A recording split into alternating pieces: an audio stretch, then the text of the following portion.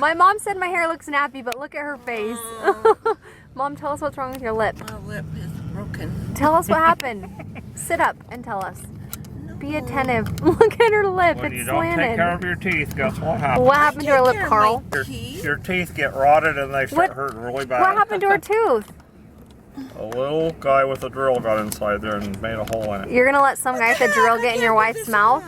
That's because you're on drugs, Laurie. Mom, say something inappropriate. No. I was so ornery today. Carl sat by me and said, quit chewing in my ear. You said that to your husband? Because I was so annoyed. I think it's because Carl's so sweet, and that's why you have. You guys, yeah, he has you guys all fooled. What was that, Lori? One more time? Look at her lip. I told her, just because I'm off doesn't mean you get to take the day off. Did you guys make out today? Where are we going? He made me stay upstairs. Where are we going? Am I recording? I was gonna end it there, but then I Cooper thought it was hilarious. I'm going to throw back. Oh, Do it again. I'm stuck in the slide. Do it again. Do it No. Why? No. Do you know where babies come from? No. Take a guess. Where do babies come Hospitals? Baby, what about this chicken? I turned it down. I'm not telling you. Huh? I am not Where do you think telling babies come from? Where do you think Stores? babies come from? I'm not telling you. Just tell me. Talk to Mom. I am not telling the camera. Okay, whisper it to Mom. The camera's not even on. I'll plug its ears. You can't do that.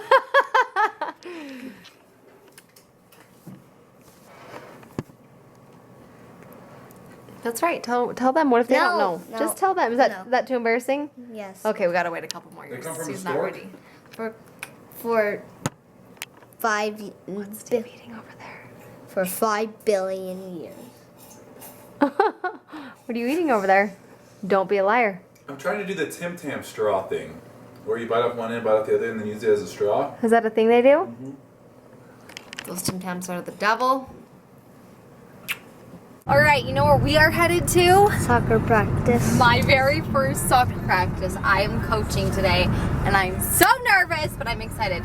I've bought some cones, I bought some whistles, I've made copies of all the forms for all the parents, and I'm excited to play with these cute little kiddos. Didn't you buy one whistle? I did buy one whistle, you are correct. One whistle. Oh my gosh, there's lots of soccers going on. Wait, I want to see. Lots of soccer practice. So anyways, we are headed to soccer practice, and Steve's gonna probably come later after our And parent there's meeting. baseball. And there's baseball going on, and he's gonna get some footage of these cute little kiddos. So I think I have 9 or 10 6-year-olds. Yep. So we'll see how this goes. Do not have the patience for this. These kids are doing push-ups and running laps right now, but Carly's so precious for them. Look at her. So they're doing the zipper right now. Look at her in her soccer outfit.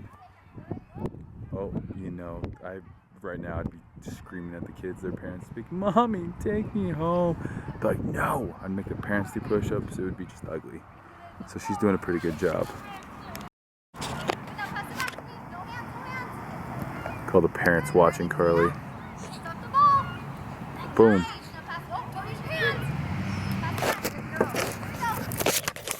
Hey. Hello, my little love kittens. Today is Thursday. It's Thirsty Thursday. Let's go get a large Diet Coke at Sonic. Just kidding. I haven't had soda. I've had 2 sodas this week. It's Thursday. But it's funny because I'll wait till Saturday to have like my soda, my cheat, and I'll get 32 ounces of it all and drink it all. So I'm like, is it better to have like a couple small sodas a week, or is it better just to have one huge guy, one big fat guy?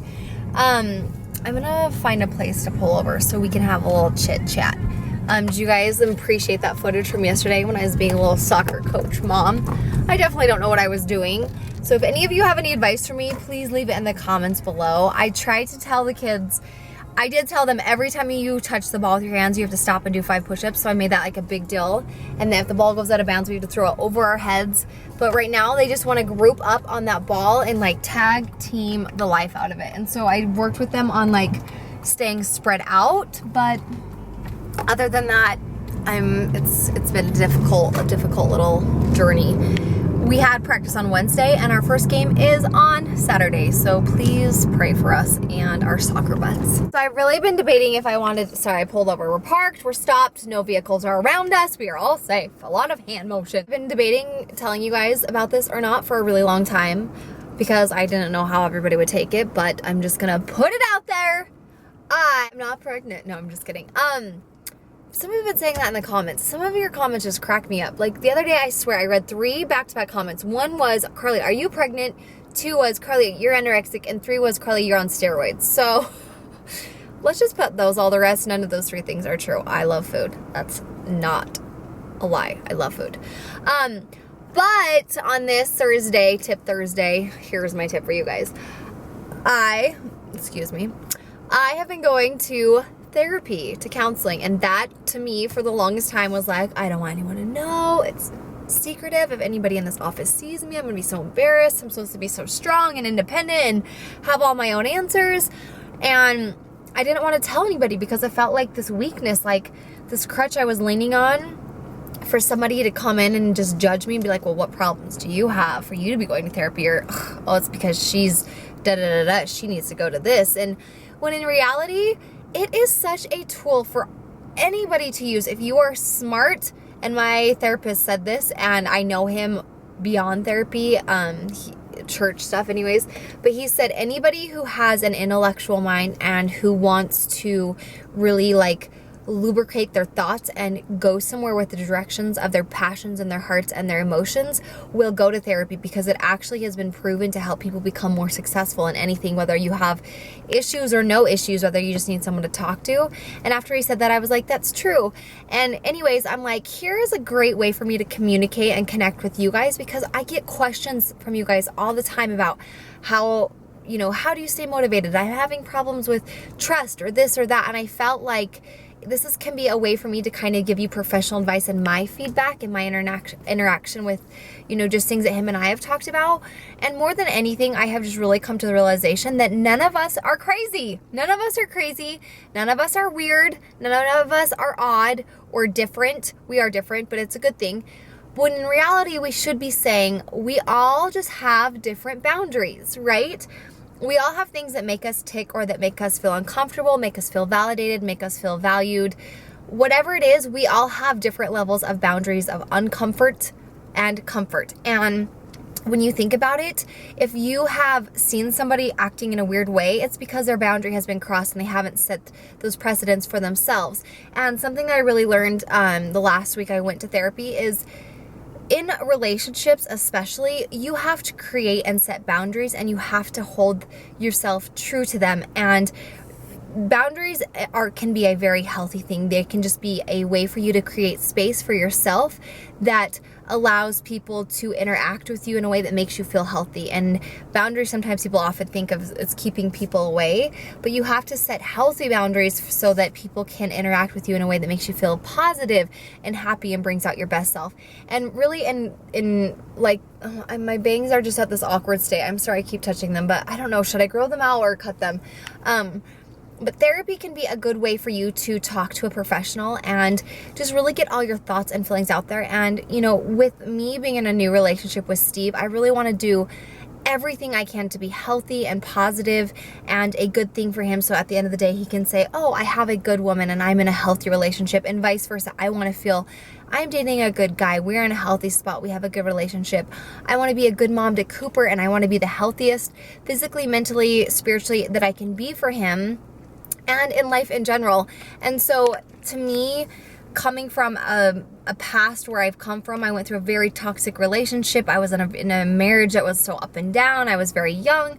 You know, a lot of those stable mental and emotional relationships that you should be developing at those ages in a progression way that's teaching you in life, that's helping you.